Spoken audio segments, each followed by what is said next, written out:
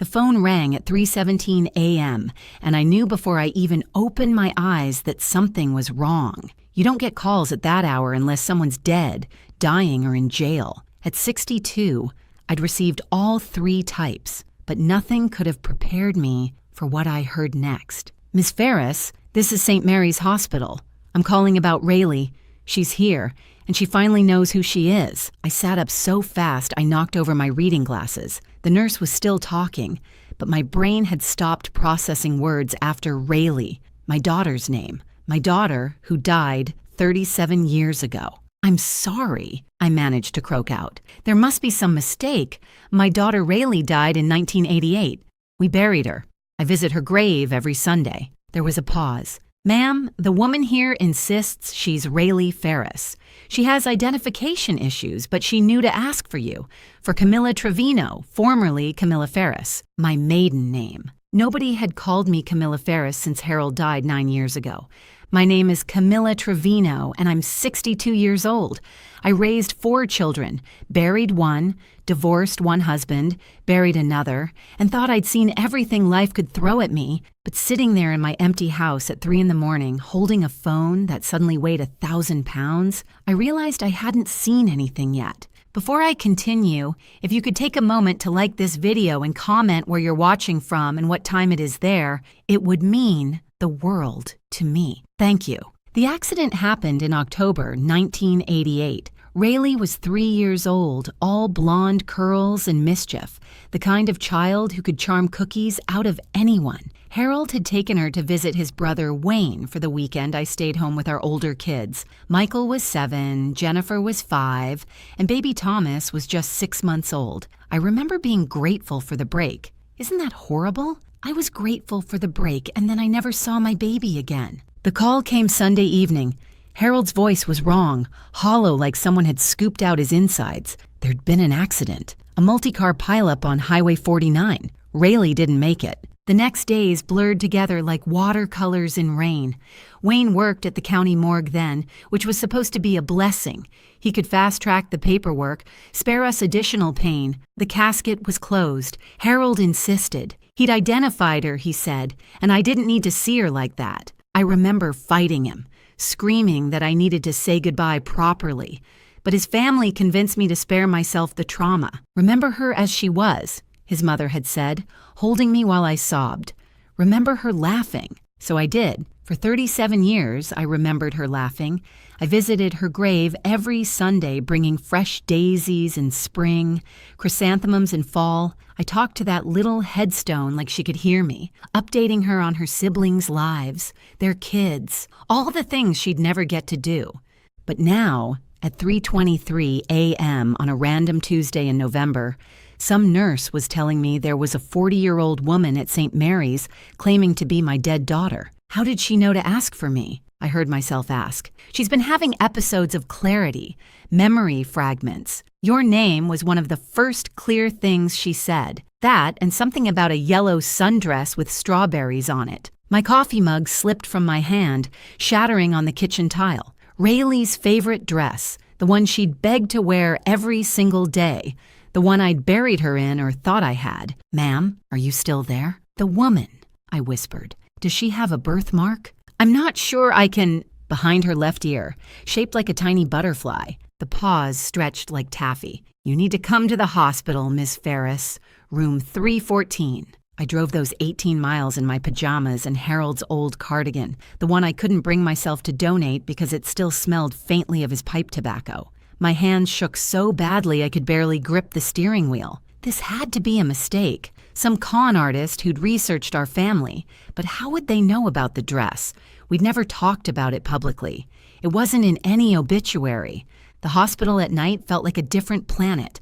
All fluorescent lights and whispered conversations. The elevator ride to the 3rd floor lasted approximately 17 years. When I finally stood outside room 314, I couldn't make myself go in. What if it was her? Worse, what if it wasn't? That's when I heard it. Soft, barely audible through the door. Someone was humming. The melody hit me like a physical blow. The lullaby I'd made up for Rayleigh. Nonsense words set to a tune I'd created during one of her colicky nights. I'd never sung it to my other children. It was hers alone, our secret song. My legs gave out, and I slumped against the wall. A passing nurse rushed over, probably thinking I was having a heart attack. In a way, I was. "The woman in that room," I gasped. "She has my daughter's birthmark, doesn't she?" The nurse helped me to a chair, her face a professional mask of sympathy, but her eyes told me everything I needed to know. Whatever was waiting behind that door was about to shatter everything I'd believed for 37 years. I pushed open the door at 3:47 a.m., and time folded in on itself like origami. The woman in the bed was 40 years old, but lying there, she looked fragile as spun glass. Her hair was darker than Rayleigh's had been, brown with premature silver streaks, but the way it curled at her temples, that was exactly the same. "Rayleigh?" The name came out strangled. She turned and I had to grab the door frame. Those eyes, Harold's eyes, green with gold flecks, the eyes that had haunted me for decades, but it was the way she tilted her head, that little bird-like movement Rayleigh used to do when she was curious, that broke me. Are you my mother?" Her voice was uncertain, like someone trying to speak a language they'd only heard in dreams. I couldn't answer. I was too busy cataloging every detail. The nose, definitely mine, the stubborn chin, all Harold. The way her hands moved when she was nervous, fingers dancing an invisible piano. Pure Rayleigh. But this was impossible. We'd had a funeral. There was a death certificate, a grave I'd tended for 37 years. Dr. Marcus Chen entered, all gentle authority and careful words. He was maybe 35 with kind eyes behind wire-rimmed glasses, the sort of doctor who probably still made house calls. "Mrs. Trevino, I'm Dr. Chen. I've been treating Jane, that's what we've been calling her, for the past 6 months." 6 months, my voice cracked. "She's been here 6 months and no one called me. She was brought in after a severe car accident. No identification, no family. Traumatic brain injury left her with significant amnesia. We've been working through recovery, and recently she's been having breakthrough memories. Your name, specific details about a childhood that seemed to belong to someone else. The woman who might be Rayleigh reached out tentatively. I remember things that don't make sense. A kitchen with sunflower wallpaper, a dog named Biscuit, a woman singing to me about rainbow fish and silver wishes, our kitchen in 1988, our beagle, my made-up lullaby. "Tell me about the yellow dress," I whispered, her face scrunched up, concentrating. "It had strawberries, little red strawberries with green leaves. I loved it because..." She paused, frustrated. "Because you said I looked like summer sunshine in it." Those were my exact words that I'd never told another soul. "We need to be cautious," Dr. Chen said gently. "Memory is complex. Sometimes trauma victims unconsciously absorb details from external sources. I've suggested DNA testing to be certain." "Do it," I said immediately. Then, to the woman who might be my daughter, "Do you remember the accident, the one when you were 3? She shook her head, then winced at the movement. "I remember a long car ride, a man who smelled like cigarettes and peppermint, being scared. Then nothing until I was maybe 7 or 8, living with..." She trailed off, confused. "Different people. But they said they were my parents." What were their names? My detective instincts, honed by 40 years of being a high school principal, kicked in. David and Ruth Holbrook. But that doesn't feel right anymore. Nothing feels right. Tears rolled down her cheeks. I've been nobody for 6 months, and now I might be somebody who's supposed to be dead. Do you have any idea how insane that sounds? I sat on the edge of her bed, my hand hovering over hers, afraid to touch, afraid not to. "Honey, I once caught a student who'd trained a hamster to steal hall passes. After teaching teenagers for 30 years, nothing sounds insane anymore." She laughed, a surprised, rusty sound.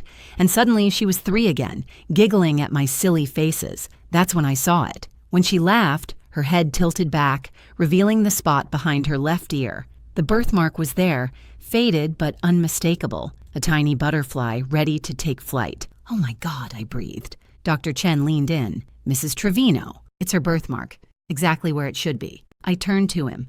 my principal voice taking over. How fast can you run that DNA test? 72 hours for a standard test, but I can push for priority processing. Do it. And I want to see everything. Her medical records, how she was found, everything. The next 2 hours blurred together.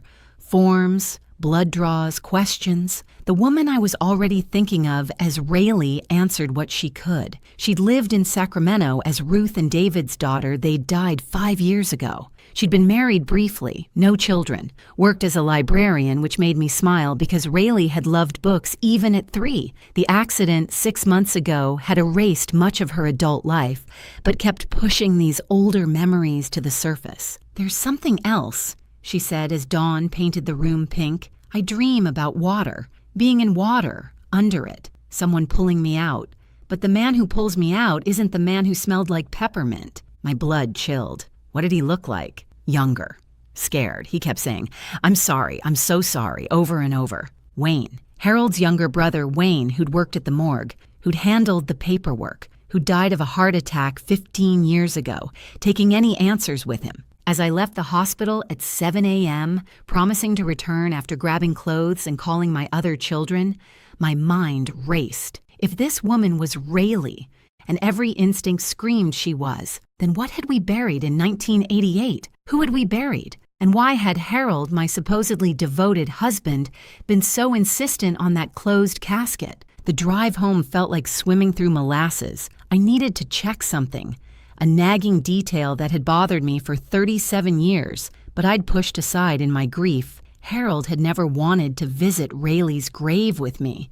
Not once in the 23 years before he died. He'd said it was too painful, and I'd accepted that because people grieve differently. But what if it wasn't grief? What if it was guilt? One thing was certain. I was about to excavate more than just memories, and something told me that the little grave I'd been tending all these years might hold secrets darker than death itself. 72 hours. That's how long Dr. Chen said the DNA test would take with priority processing. I spent the first 12 calling my children, and let me tell you, there's no good way to start that conversation. Michael, it's Mom. No, everything's fine. Well, actually, your sister might be alive. No, not Jennifer. Rayleigh. Yes, I know we buried her in 1988. Michael, ever the pragmatist, immediately went into lawyer mode. He'd inherited Harold's logical brain along with his stubborn streak. Mom, you need to be careful. This could be a scam. Has she asked for money? Jennifer was crying before I finished the first sentence. Mom, that's impossible. We went to her funeral. I remember it. You remember a funeral? I corrected. We never saw her. Thomas, my baby who'd never known his sister, was the only one who didn't argue. Mom, if there's even a chance, we have to know. By hour 13, I was at home, searching through Harold's things more carefully. That's when I remembered something. Harold had been paranoid about the garage being broken into about a year after Rayleigh's death. He'd installed new locks, moved things around. Now I wondered if he'd been hiding something. Behind old paint cans covered in dust, I found it, a locked metal box.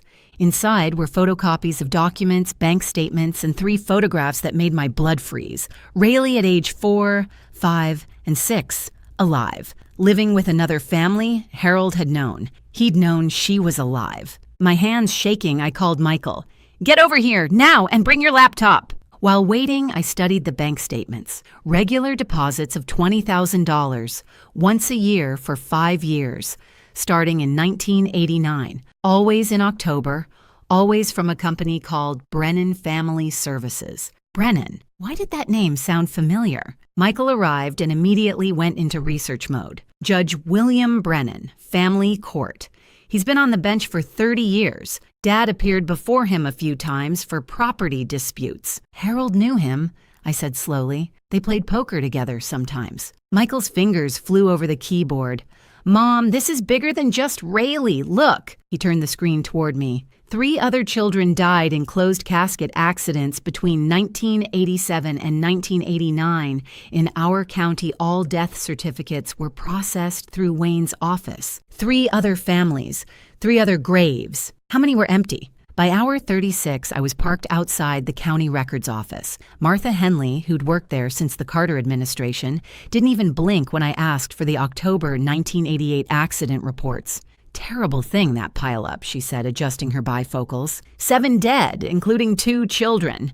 Your Harold's brother Wayne handled most of the identifications, being with the coroner's office and all." The report was frustratingly sparse, but something caught my eye. Only 6 bodies were listed in the final coroner's report, not 7. "Martha, who would have the original coroner's files?" "Those would be in deep storage." But she leaned in conspiratorially. "Wayne's widow, Margaret, kept a lot of his work papers.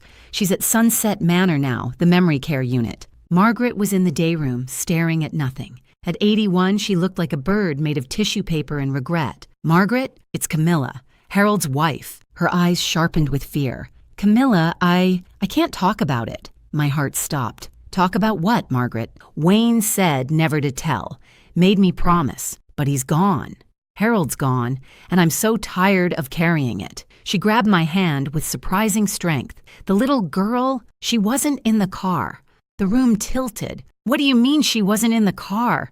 Wayne called that night crying. Said Harold had gotten into terrible trouble, gambling debts to dangerous people. But it wasn't Harold's idea to give her up. That judge, Brennan, he already had buyers. Rich couples who couldn't have children.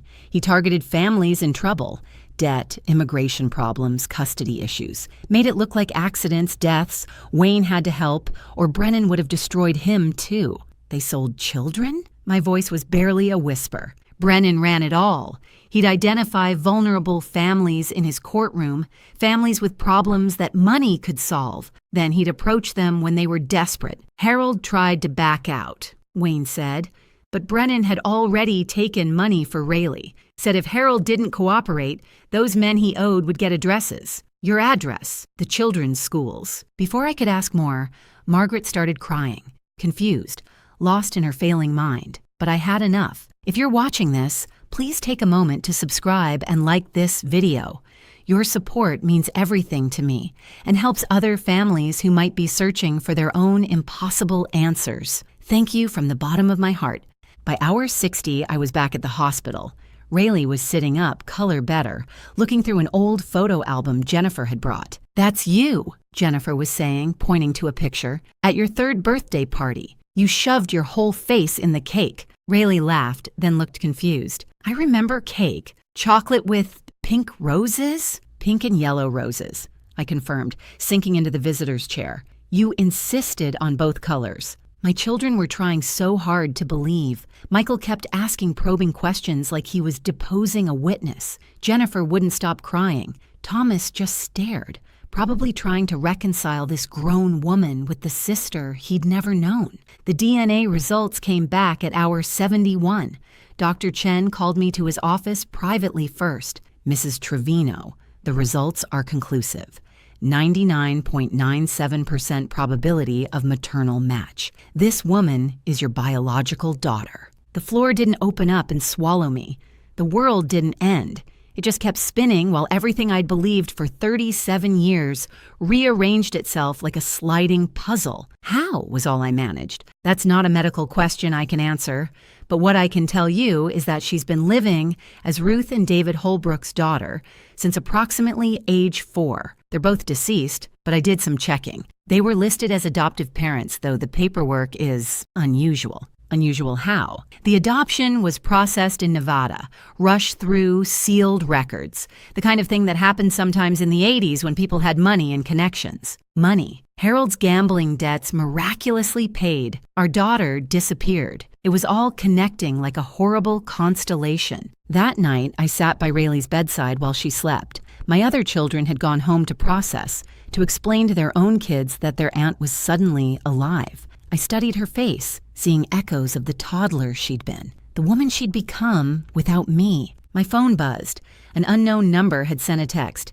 "Stop digging or you'll bury more than the truth." For the first time since that 3 a.m. phone call, I felt afraid. Not confused, not heartbroken, but genuinely afraid. Because whoever had orchestrated this 37 years ago might still be out there, and they clearly didn't want the truth about that empty grave to come to light. But they'd underestimated me. I'd been a high school principal for 30 years. I'd faced down drug dealers recruiting on campus, parents who thought their precious angels could do no wrong, and a superintendent who'd tried to embezzle from the music program.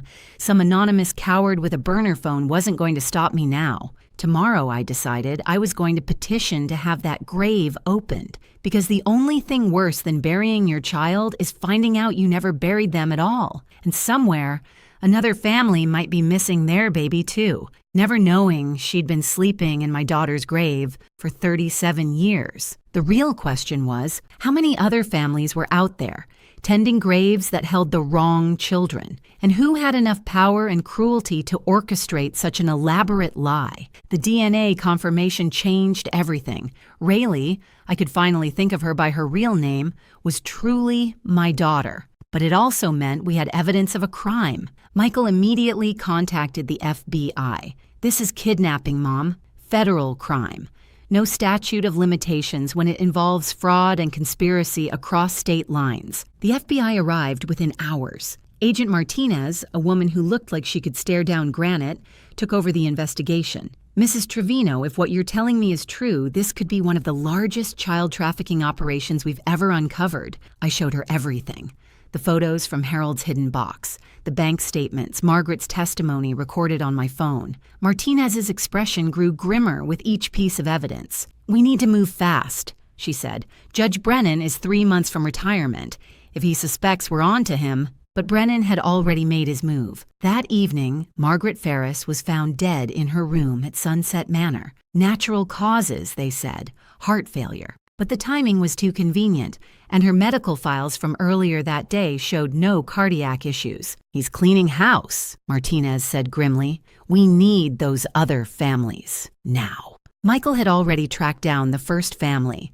The Chins still lived in town, still visited their daughter's grave every Qingming festival. When we showed up at their door with Agent Martinez, Mrs. Chen collapsed before we could even explain. "I knew," she sobbed in her husband's arms. "A mother knows. I knew something was wrong. The casket, the closed casket. She was so small. How could the damage be so bad we couldn't see her?" Their daughter, Sarah, was living in Portland under the name Susan Park, alive. Married with 2 kids, the Chens had grandchildren they'd never known existed. The Williams family had moved to Texas, but we found them. Their son Marcus was now Martin Brooks, a software engineer in Seattle. The Rodriguez family took the longest to locate. They'd returned to Mexico after their daughter's supposed death, carrying their grief across borders. Each family had the same story. Sudden accident, closed casket, Wayne handling the arrangements, and each family had been vulnerable. Mr. Chen had owed money to the wrong people. Mr. Williams had been about to lose his business to creditors. The Rodriguez family had been facing deportation. Brennan knew exactly which families to target, Martinez said, going through the files we'd assembled. Vulnerable families with serious problems that could be solved with money and a missing child. 2 weeks into the investigation, Harold's safety deposit box at First National Bank was opened by federal warrant. Inside, along with cash and more photos, were 10 sealed letters addressed to me and 1 cassette tape labeled October 1st, 1988, The Truth. I insisted on listening to it immediately, there in the bank's private room with Agent Martinez present. Harold's voice filled the room, younger, desperate, frightened. "Camilla, if you're listening to this, something has happened to me. You need to know the truth about that night. Brennan came to the house while you were at your mother's with the kids, said he had a solution to my debt problem. I thought he meant a loan, but he explained his whole operation, stealing children, selling them to desperate families. I told him no, God as my witness, Camilla. I told him no. My hands were shaking. Harold had tried to refuse, but Brennan said it was already in motion. He'd already promised Rayleigh to the Holbrooks, already taken their money, $300,000. If I didn't cooperate, he'd make sure Marcus's crew knew exactly where to find us, all of us. He showed me surveillance photos, you at the grocery store, Michael at soccer practice, Jennifer at ballet. He'd been watching us for weeks. This proves coercion, Martinez said, taking notes. Your husband was a victim, too, the tape continued. I tried to go to the FBI the next day, but Brennan had people there too. Detective Morrison, Agent Kyle. They said Brennan owned half the system. If I talked, we'd all disappear. Not just Rayleigh. All of us. I had to choose between losing one child or losing all of them. God forgive me. I chose to save who I could. The letters confirmed everything. Harold had spent years trying to find Rayleigh, hiring private investigators with money he'd hidden from me, documenting everything he could about Brennan's operation.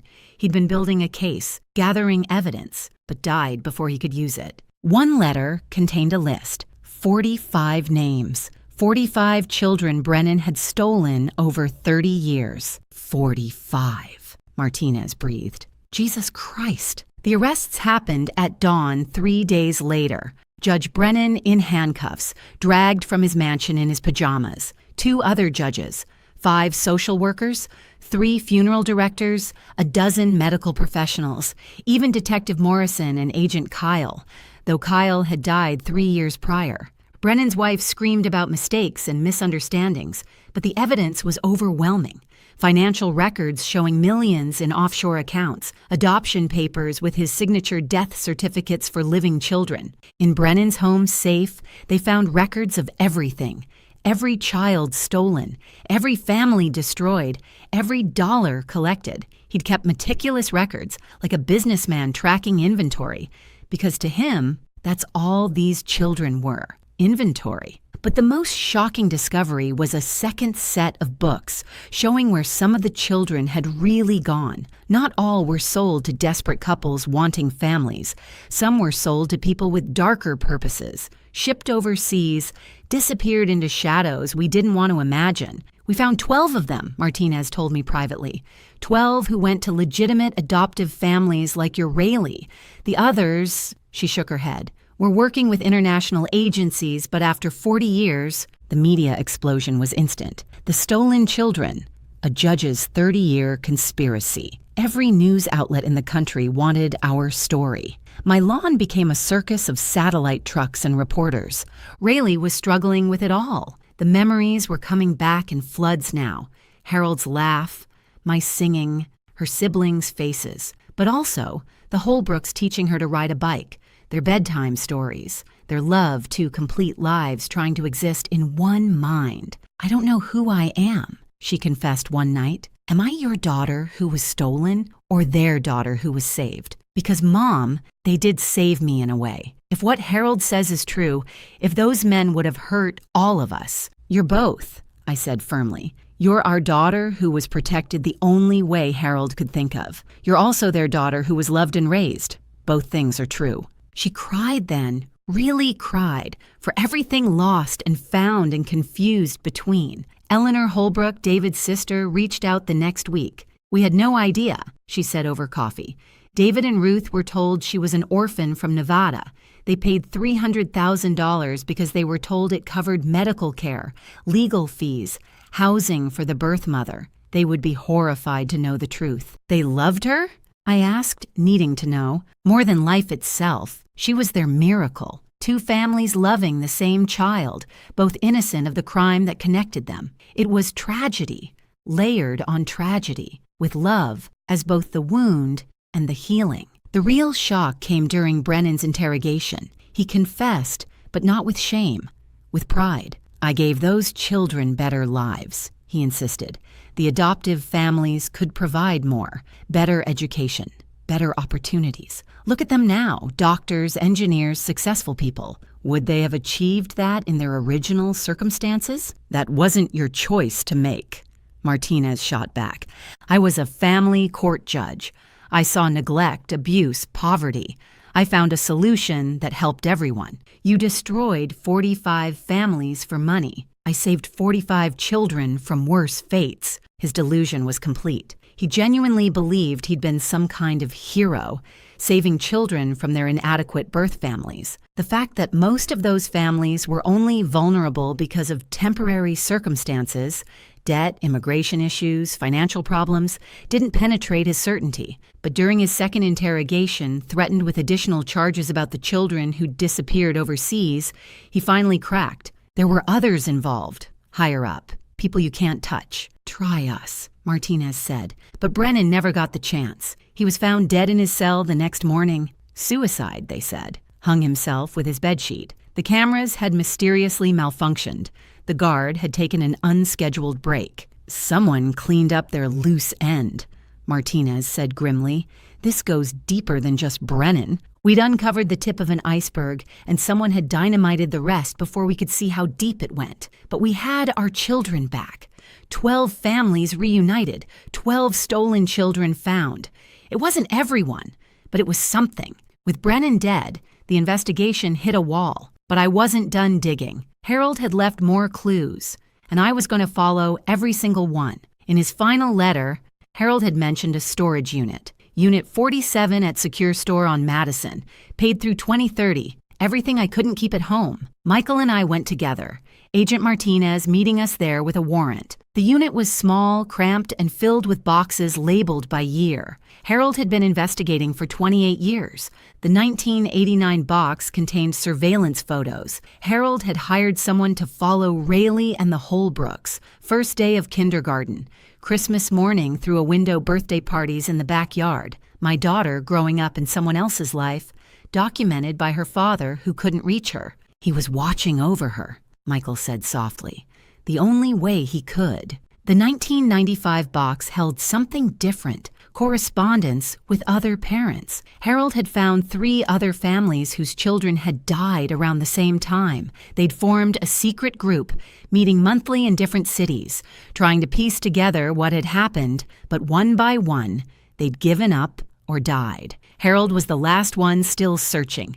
The 2010 box was the jackpot. Harold had somehow gotten access to Brennan's computer files, probably through the private investigator he'd hired.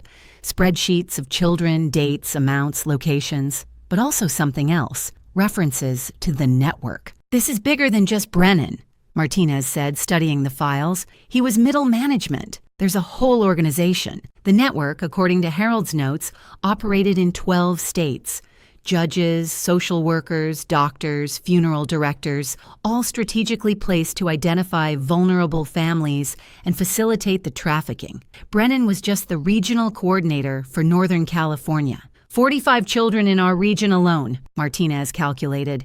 If there are 12 regions, over 500 children, Michael finished, over 30 years. The scale was staggering. But Harold had been smart. He'd made copies of everything, hidden them in different places. Even if someone found one cache, others would survive. That evening, Eleanor Holbrook called. "Camilla, I found something. David kept journals. I think you should see them." David Holbrook's journals painted a picture of a loving father who'd always suspected something was wrong. He'd noticed Rayleigh's nightmares about water, her fear of peppermint smell, the way she'd sometimes call out for a different mommy in her sleep. Susan asked about her birth parents again today. We told her the same story.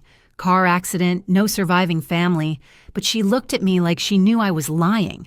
How can a 7-year-old's eyes hold such accusation? Another entry. Ruth wants to hire a therapist. Susan keeps drawing pictures of a yellow dress she says she remembers, but we never bought her anything like that. Where do these memories come from? They'd known something was wrong but loved her too much to dig deeper, afraid of what they'd find. David tried to investigate once, Eleanor told me, when Susan was 15, but he got a visit from some men who suggested he stop looking into the adoption. They knew things about his business, about Ruth's medical history. The threat was clear.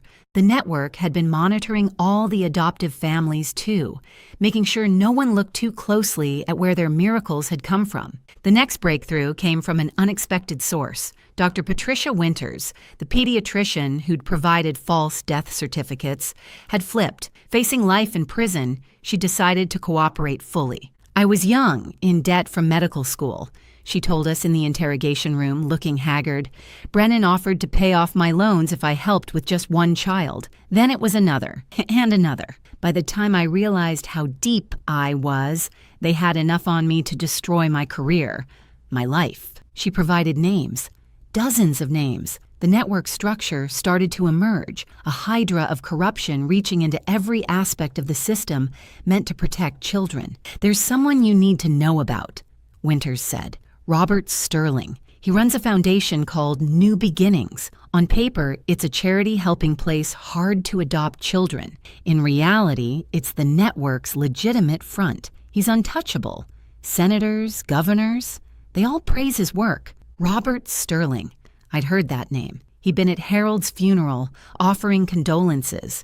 He'd known. He'd stood there knowing what had happened to Rayleigh and offered me sympathy for my loss. Martinez's team raided New Beginnings the next day, but the offices had been cleared out, computers wiped, documents shredded. Sterling himself was in Switzerland, conveniently unavailable. "We'll get him," Martinez promised. "It might take time, but we'll get him." Meanwhile, more families were coming forward. The support group now had 30 members, all navigating the impossible space between grief and joy. Some had found their children alive. Others had confirmed their worst fears. Their children really had died, just not when or how they'd been told.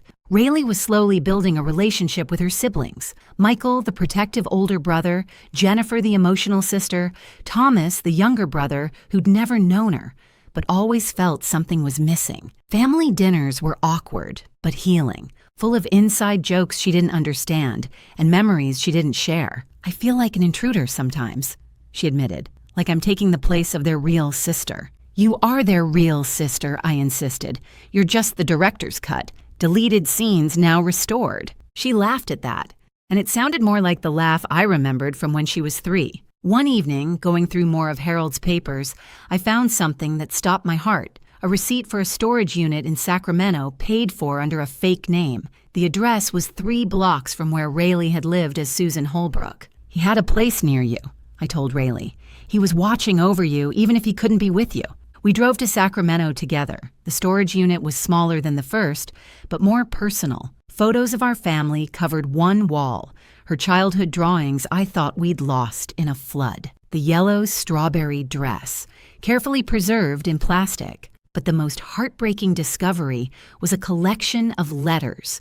One for every birthday, every Christmas, every milestone Harold had missed. All addressed to "my darling Rayleigh," all unsent. "Today you turn 16. I wonder if you still love chocolate cake with pink and yellow roses. I wonder if you still tilt your head when you're thinking. I wonder if you remember us at all, or if we're just shadows of shadows now." Rayleigh read each letter, tears streaming down her face. "He never forgot me. He never forgave himself either," I said, holding her as she cried. The investigation expanded internationally. The network had connections in Eastern Europe, South America, Southeast Asia. Not all the children had gone to loving families seeking adoption. Some had disappeared into trafficking rings, sold to the highest bidder for purposes too horrible to contemplate. "We've identified 8 international cases connected to Brennan's region," Martinez updated us. 3 have been located. The others," she shook her head, 3 found. 5 still missing. 5 families who would never get the reunion we'd had. The media attention was relentless. Every family had reporters camped outside their homes. The story had gone international. The Great Child Theft Conspiracy. Netflix was already planning a documentary. Book deals were being offered. Everyone wanted to monetize our trauma. But something good came from the attention. A tech billionaire whose own daughter had been kidnapped years ago funded a new DNA database specifically for matching missing children with families. Within the first month, 3 more of Brennan's victims were identified. Tommy Chen, the pediatric surgeon, flew in from Boston to meet his biological family. Watching him reunite with his parents, seeing the same eyes, the same smile, the same mannerisms despite 32 years apart, it was proof that family is more than just proximity. "I dreamed about you," he told his mother. "Even though I didn't know who you were, I dreamed about a woman who sang Mandarin lullabies." Marcus Williams brought his own children to meet their biological grandparents. His 10-year-old daughter was the image of Mrs. Williams at that age. "It's like looking at a ghost," Mrs. Williams whispered, "but a wonderful ghost." The Rodriguez family's reunion was complicated by distance and language. But love needs no translation. Elena and her birth mother just held each other and cried for an hour, saying everything without words. But not all reunions were happy. Some of the stolen children wanted nothing to do with their birth families. They'd built lives, had families of their own, and didn't want to disrupt everything for strangers who happened to share DNA. It's their choice, I told a mother whose son had refused contact. We lost the right to demand anything when we lost them, even if it wasn't our fault. The support group evolved, helping families navigate not just reunions but rejections, partial connections, complicated relationships. We were all writing the handbook as we lived it. 6 months after that first phone call, Robert Sterling was arrested at the Swiss border trying to flee to a non-extradition country. He'd been running the network for 15 years, taking over from someone else who'd run it for 15 before that. It was a generational crime, passed down like some sick family business. His arrest led to more revelations. The network had placed over 800 children over 40 years across the country. Politicians' children, celebrities' children, anyone who could pay the premium prices and wouldn't ask too many questions. Some of these adoptive parents had to know, Martinez said. You don't pay $2 million for an adoption and not suspect something. But proving knowledge versus willful ignorance was nearly impossible. The adoptive families had been given perfect paperwork, believable stories, official-looking documentation they'd wanted to believe, so they had. Eleanor Holbrook became an unexpected ally in pushing for legislation. New beginnings fooled us all, she said at a congressional hearing, but there were signs we chose not to see. We need better oversight, mandatory DNA testing, open records. No child should disappear into the system. Rayleigh's Law was passed in California first, then spread to other states. It required DNA samples for all adoptions, open casket viewings for child deaths unless medically inadvisable, and a national database for missing children that cross state lines. But laws couldn't heal the wounds. That took time, therapy, and a lot of awkward family dinners. Pass the potatoes, Rayleigh said at Thanksgiving, and it sounded so normal, so regular that everyone started crying. Great, Thomas joked through his tears. 40 years to get a sister and she makes us cry over carbs. We laughed then, all of us. And for a moment, we weren't a family torn apart and stitched back together. We were just family. The Sterling arrest triggered an avalanche. Every day brought new revelations, new arrests, new families discovering their children were alive. The network had been vast. Judges, social workers, doctors, cops, adoption agencies, even some people in Witness Protection Administration. They'd created a pipeline for children to disappear and reappear with new identities, new families, new lives. It's the largest human trafficking ring in U.S. history, the Attorney General announced at a press conference, and it operated in plain sight for 40 years. Our support group grew to over 100 families. We met in a high school gymnasium now, the church basement long outgrown. The recovered, the media still called us, though we'd started calling ourselves the found. Each meeting brought new stories. The Johnsons discovered their son was a senator's aide in Washington. The Garcias found their daughter running a restaurant in Miami. The Nguyens learned their son had become a pediatric surgeon, driven by memories he couldn't quite place of being separated from his family. But for every reunion, there was a rejection. Some of the stolen children didn't want to be found. They'd built lives on the lies they'd been told, and the truth threatened everything they'd become. My son says, I'm disrupting his life, Mrs. Patterson told the group, her voice breaking. He has a family, children who think their grandparents are dead. He doesn't want to confuse them with the truth. Give him time, I advised, though I knew time didn't heal all wounds. Sometimes it just scarred them over. Rayleigh had become the unofficial spokesperson for the stolen children. She was articulate, compassionate, and understood both sides of the story. We're not choosing between families, she explained at another congressional hearing. We're trying to reconcile two truths. We were loved by the families who raised us, and we were stolen from the families who lost us. Both things are true. Both things matter. Her testimony helped pass federal legislation, the Found Children Act, which provided funding for reunification services, therapy, and legal support for affected families. But the most dramatic moment came when one of Sterling's lieutenants, facing life in prison, decided to flip. Marcus Webb had been the West Coast coordinator, and he had records Sterling thought had been destroyed. There's a warehouse in Oakland, Webb told the FBI. Sterling kept copies of everything. He was paranoid about people betraying him, so he kept insurance. The warehouse raid was like opening a tomb. 40 years of records, photos of children with their before and after names, financial records showing the millions that had changed hands, and most horrifyingly, a subset of files marked special arrangements. These children didn't go to families, Martinez told me privately. They went to clients, overseas mostly. We're working with Interpol, but after this long, 15 children from our region alone had been sold internationally, not for adoption, for things that made everyone involved in the investigation need therapy. The public outcry was deafening. How had this happened? How had hundreds of children been stolen and sold while authorities looked the other way? The answer was simple and horrible. The network had picked vulnerable families who were less likely to be believed. Immigrants, people with criminal records, families already dealing with CPS people whose children could disappear and be dismissed as runaways or assumed casualties of their circumstances. They targeted us specifically, Mr. Chen said at one meeting. We were immigrants with limited English. Who would believe us over a judge? The trials began in spring. Sterling's was the main event, broadcast live, covered by every major network. He sat there in his expensive suit, looking like someone's grandfather, not a monster who'd sold children. His defense was similar to Brennan's. He'd saved these children from worse fates, given them better lives.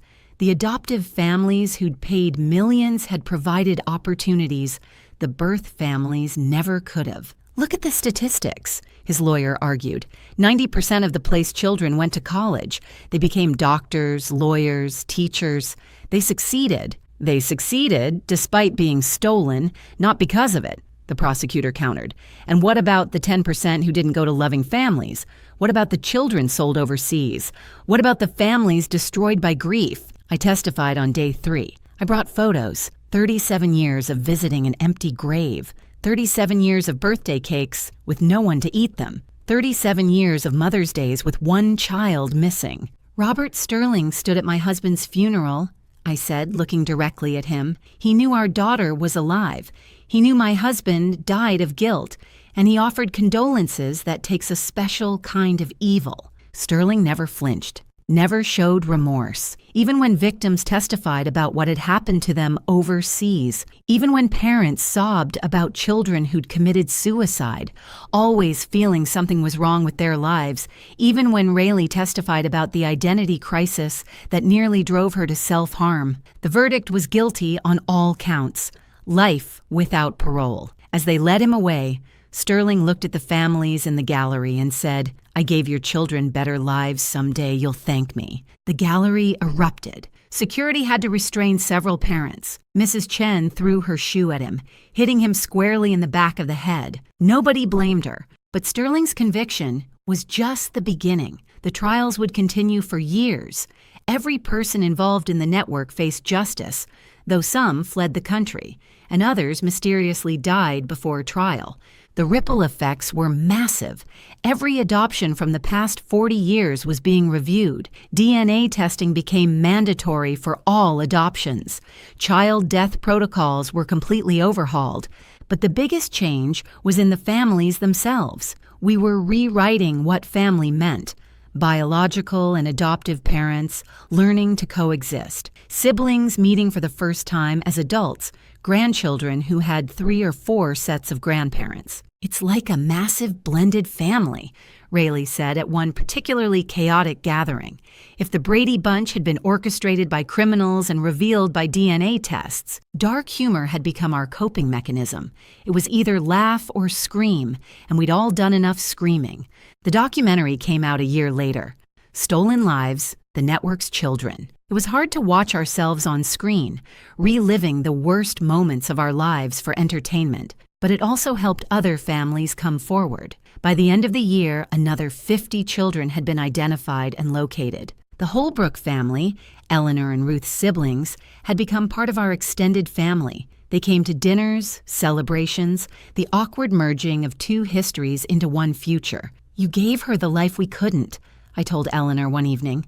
"Whatever the circumstances, David and Ruth loved her. That matters." "And you gave her life itself," Eleanor replied, "and now she has all of us." The financial settlements from the civil suits were substantial. The government, admitting failure of oversight, established a fund for affected families. Sterling's assets were seized and distributed. Some families donated their settlements to missing children organizations. Others used them to finally give their returned children the opportunities they'd missed. Rayleigh used hers to establish a foundation, the Empty Grave Project, dedicated to finding the remaining missing children and supporting families through reunification. "Every empty grave represents a possibility," she said at the launch. "A child who might still be out there, living under another name, feeling like something's always been missing. We're going to find them all." 3 years after that first phone call, we'd found 73 of the 81 children stolen from our region. 8 remained missing, but we never stopped looking. Their photos, age progressed every year, stayed on our website, in post offices, in the hearts of parents who refused to give up. The network was destroyed, but we knew others existed. The market for children, horrible as it was to admit, would always exist. But now we were watching. Now we knew the signs. Now we had systems in place. And sometimes, even years later, we'd get a call. Another child found, another family reunited, another empty grave explained. The biggest revelation came 3 years after Sterling's conviction, from the most unexpected source. Harold's cousin Dennis, who'd been dying of cancer, asked to see me. We'd never been close. He'd lived in Florida, only visiting for funerals and weddings, but he said he had something important to tell me. Harold came to me in 1988. He wheezed from his hospice bed, right after Rayleigh was taken. He was desperate, talking about killing Brennan, killing himself. I convinced him to live for his other children. "Why didn't you tell anyone?" I asked, trying not to sound accusatory to a dying man. "Because I was part of it," he confessed. "Not the network, but I knew people." Sterling had approached me first, actually. Wanted me to identify vulnerable families in Florida. I said no, but I gave him Harold's name. Said he had gambling debts. Might be desperate enough. The room spun. Harold's own family had put us on Sterling's radar. "I didn't know they'd take her," Dennis continued, tears running down his hollow cheeks. "I thought they'd offer him money for information about other families. When I found out what really happened, it was too late. I tried to find her for years. Spent everything I had on private investigators. That's how Harold got some of his information. We were working together, but neither of us could admit how it started." I wanted to be angry, but looking at this dying man eaten alive by guilt, I felt only pity, another victim of the network in his way. "There's more," Dennis said. "I found 3 of them, 3 of the missing children. They're adults now, living in Latin America. Sterling sold them to a family there who couldn't have children. They've been raised as triplets. 3 stolen children raised as siblings." Dennis gave me the information he'd gathered. The Ramirez family in Costa Rica had 3 children, all born within months of each other, all adopted through private arrangements in 1989. The DNA was a match to 3 different missing families from the network's list. Agent Martinez, now heading a special task force on historical child trafficking, took over. The operation to contact the families and the stolen children, now adults in their 40s, was delicate. They had no idea they were stolen. Their adoptive parents, now elderly, had no idea either. They'd been told the children were orphans from various Central American countries. The reunions were complex. 2 of the 3 wanted to meet their biological families. The 3rd refused, saying his real parents were the ones who'd raised him. All valid choices, all painful in different ways. These revelations kept coming. A cluster of children in Australia, a group in Canada. Sterling had been running an international operation, moving children like chess pieces across the globe. Current estimate is over 2,000 children in total, Martinez told me, across 40 years, multiple countries. It's the largest human trafficking ring ever uncovered. 2,000 families destroyed, 2,000 children stolen, 2,000 lies lived for decades. The international trials were even more complex than the domestic ones. Different laws, different jurisdictions, some countries refusing to cooperate. But slowly, justice crept forward. Meanwhile, our families continued to heal and grow. Rayleigh had gotten engaged to David, her patient partner who'd weathered the storm of her identity crisis. The wedding planning was surreal. "So, do I invite my adoptive cousins or my biological cousins?"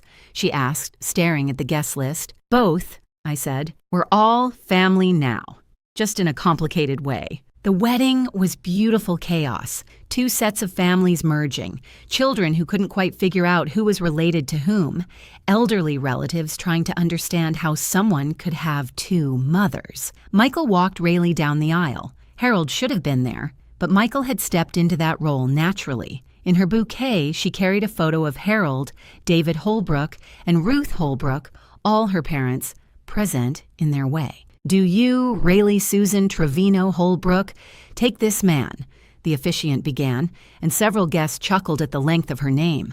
She'd kept it all, every piece of her identity. Her vows included a line that made everyone cry, "You've loved me," through discovering I'm not who I thought I was, and helped me become who I really am. At the reception, Eleanor gave a speech about the families we choose and the families we're given, and how sometimes tragedy creates more family than we started with the Chen siblings, reunited after 32 years, performed a traditional Chinese blessing. The Rodriguez family sang a Mexican wedding song.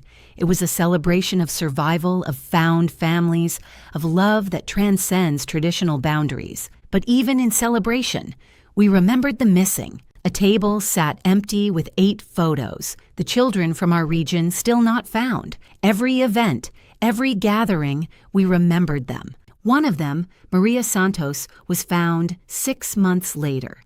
She'd been living in Spain, raised by a diplomat's family. She'd always known she was adopted, but had been told her biological parents died in a car accident in Mexico. The same lie, different country. Her reunion with her family was bittersweet. Her biological mother had died 5 years earlier, never knowing her daughter was alive, but her father and siblings welcomed her back, and slowly they built new relationships on the ashes of old lies. "My mother visited an empty grave every week until she died," Maria's father told us.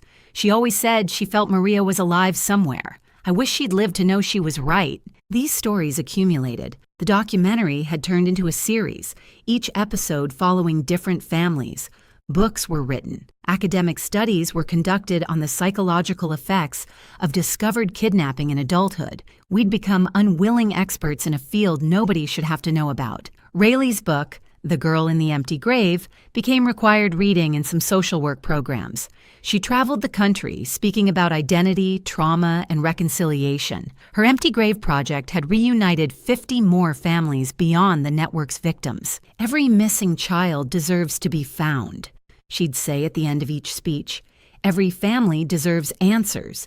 Every empty grave deserves investigation." The project's success led to policy changes. The National Empty Grave Database was established, comparing DNA from unidentified remains with missing persons, reports going back decades. In the first year alone, it solved 300 cold cases, most unrelated to the network, but all representing families who finally got answers. I retired from my work as a principal, but found a new calling in victim advocacy. I testified before Congress multiple times, pushing for stronger oversight of adoption agencies, mandatory DNA testing, and better support for reunified families. "We can't undo what happened," I told a Senate committee, "but we can make sure it never happens again.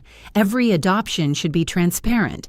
Every child's death should be verified. Every family should have access to DNA testing." The Found Children Act was expanded, providing lifetime support for network victims and their families, therapy, legal services, financial assistance for reunification travel, acknowledgement that the government's failure of oversight had allowed this to happen. But the real work was personal. Every family had to figure out their own path, some fully integrated with biological and adoptive families merging into one large, complicated unit. Others maintained separate relationships. Some never reconciled at all. "There's no right way to do this," became our support group's motto. "There's only your way." 5 years after that first phone call, we held a massive gathering. 500 people in a convention center, stolen children, biological families, adoptive families, and the children of all of them. Generations connected by crime but sustained by love. The keynote speaker was Tommy Chen, the pediatric surgeon. "We are living proof that family is more than blood or law," he said. "We're connected by something harder to define but impossible to break. The human capacity to love despite loss, to find despite being hidden, to heal despite being broken." The empty grave memorial had been expanded to a national monument, the Garden of Found Children. Each recovered child had a rose bush planted. Each still missing child had a white stone. With their name, families came from around the world to visit, to hope, to remember. Standing there one evening, watching Rayleigh place flowers for the still missing children, I thought about Harold. He'd been weak. He'd made terrible choices that started our tragedy, but he'd also spent 28 years trying to undo it. His records had helped crack the network. His secret surveillance had provided evidence. His guilt had been another kind of prison. "Do you forgive him?"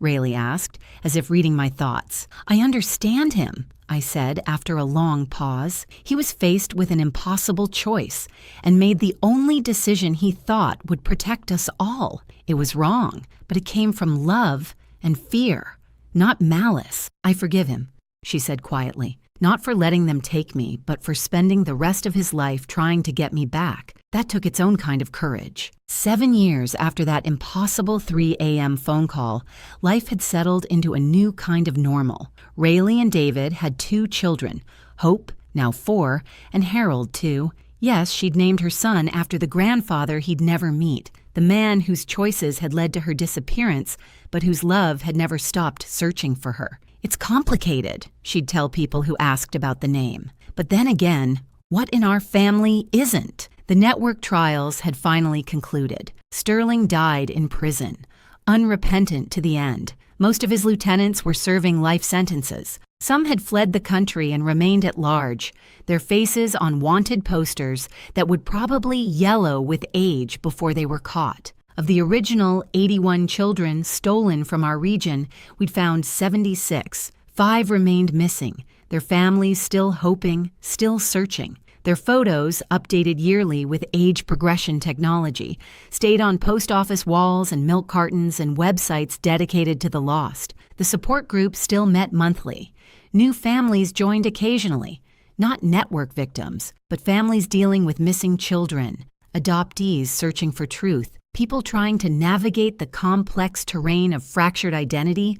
We'd become accidental experts in impossible reunions. The Found had evolved from a support group to an international organization, chapters in 12 countries, a DNA database that had reunited thousands of families, advocacy that had changed laws worldwide. What started as our personal tragedy had become a global movement. I was 70 now, officially retired but busier than ever. Between congressional testimonies, speaking engagements, and helping new families navigate reunification, retirement was a relative term, but the real joy was in the ordinary moments. Sunday dinners with all my children, the 4 I'd raised and the one who'd found her way back. Grandchildren who called me grandma without questioning why their Aunt Rayleigh looked so much like their parents despite growing up elsewhere. Holiday gatherings that required spreadsheets to organize, but were worth every moment of chaos. Eleanor Holbrook, now 81, had become like a sister to me.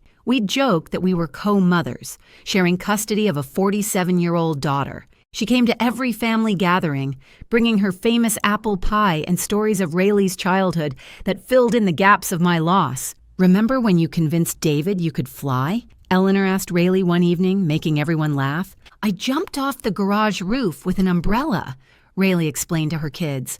"Broke my arm. Dad, David, was so panicked he forgot the way to the hospital and drove to the grocery store instead." These stories, mixing both her lives, had become our family lore. The children didn't see them as strange. To them, having multiple grandparents and a family tree that looked like a climbing vine was just normal. Michael had taken over the Empty Grave Project's legal division, using his skills to help families navigate the complex legal issues of late discovery adoption fraud. Jennifer ran support groups for siblings of stolen children, an overlooked group who'd grown up in the shadow of empty graves. Thomas, inspired by his sister's return, had become a social worker, specializing in adoption oversight. "We all found our purposes in this tragedy," he said one evening. "Maybe that's the only silver lining. We're making sure it doesn't happen to anyone else." The warehouse in Oakland had become a research center. All those records Sterling had kept were being digitized, cross-referenced, analyzed. Every few months, another connection would be found, another family reunited, another empty grave explained. Dr. Chen, the one who'd first told me about Rayleigh, not Tommy the surgeon, had become a friend. He'd started a clinic specifically for people dealing with identity-related trauma. "Your family taught me that healing isn't always about returning to who you were," he said.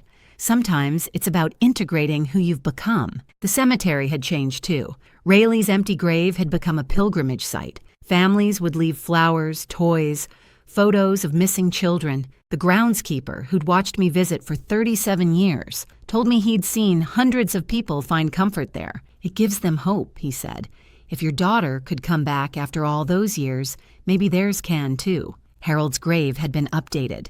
The headstone now read, "Harold Ferris, husband and father who loved imperfectly but completely, whose greatest failure led to our greatest joy." It was Rayleigh's idea, a forgiveness carved in stone. One afternoon, I found a woman standing at Rayleigh's empty grave, crying. She looked familiar, but I couldn't place her. "My daughter disappeared 15 years ago," she said when she saw me. "Everyone says she ran away, but I know something happened. I come here sometimes to remind myself that miracles happen." I sat with her, this stranger united by loss, and told her about the Found organization, about DNA databases, about never giving up hope. She left with resources, connections, and something she'd lost, belief that answers were possible. These encounters happened regularly. We'd become symbols of hope for families trapped in ambiguous loss. Our story, as painful as it had been, proved that sometimes the impossible happens. Sometimes the dead aren't dead. Sometimes empty graves give up their secrets. The international implications continued to unfold. A similar network was discovered in Europe, using the same methods. Another in Asia. The network hadn't been unique. It had been a franchise, a horrifying business model replicated worldwide. "We've identified over 10,000 victims globally," Martinez, now heading an international task force, told me. "Your family's story started an avalanche that's reshaping how the world handles adoption and missing children. 10,000 families, 10,000 stolen children. The number was staggering, but each represented a story like ours. Loss, lies, and sometimes, against all odds, reunion. Not all the stories ended happily. Some of the stolen children had died in their new lives, never knowing their true identities. Some biological parents had passed away waiting, visiting empty graves until their own deaths. Some reunions exploded in anger and recrimination, too much pain to bridge. But for every tragedy, there was a miracle. The siblings separated for 40 years who discovered they'd been living in the same city. The mother who found her son had become a doctor specializing in the rare disease she carried, driven by genetic memories he couldn't explain. The twins sold to different families who'd always felt incomplete, finally understanding why. Rayleigh had become the unofficial spokesperson for all of us. Her book had been translated into dozens of languages. Her TED Talk on identity and belonging had millions of views.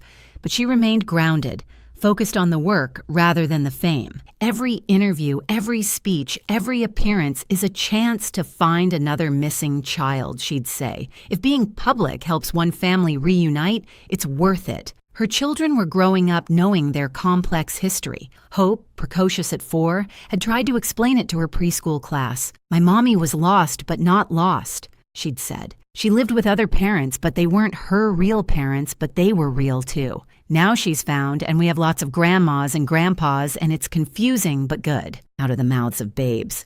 Harold Jr., we called him Harry to distinguish from his grandfather, was too young to understand but loved the chaos of large family gatherings. He had the same stubborn chin as Harold Sr., the same green eyes that had helped me recognize Rayleigh that first night. "He looks just like his grandfather," Eleanor said one day, studying Harry's face. "Which one?" Rayleigh asked, and we all laughed because it was true. He looked like Harold, but also had David Holbrook's nose, a genetic impossibility that somehow felt right in our impossible family. The anniversary of that first phone call had become our family's second Thanksgiving. Every November, we'd gather to celebrate not just Rayleigh's return, but everything that had followed, the families we'd found, the laws we'd changed, the empty graves we'd explained. This year was special, the 7th anniversary. 7 years since that 3:17 a.m. call that changed everything. The gathering was huge.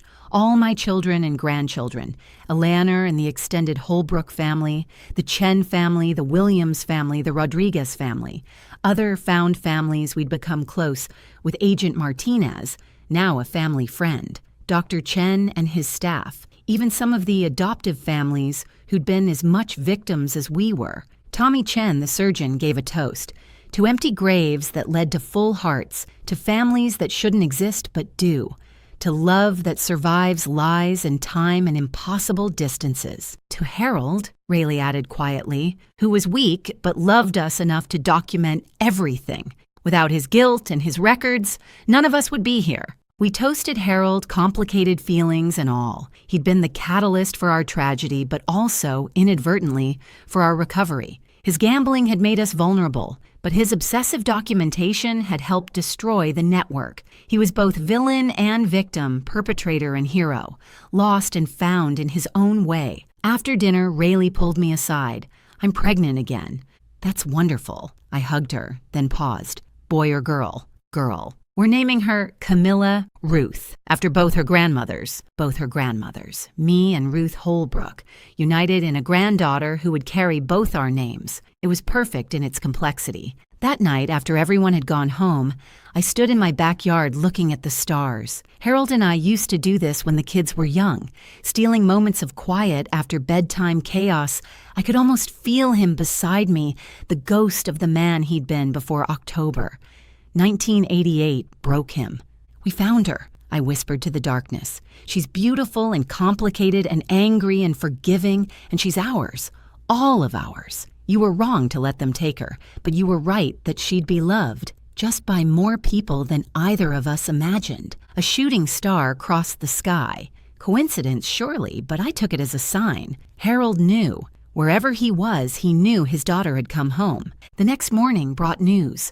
Another network child had been found. A 60-year-old man in Sweden who'd always felt something was missing. DNA confirmed he was one of ours.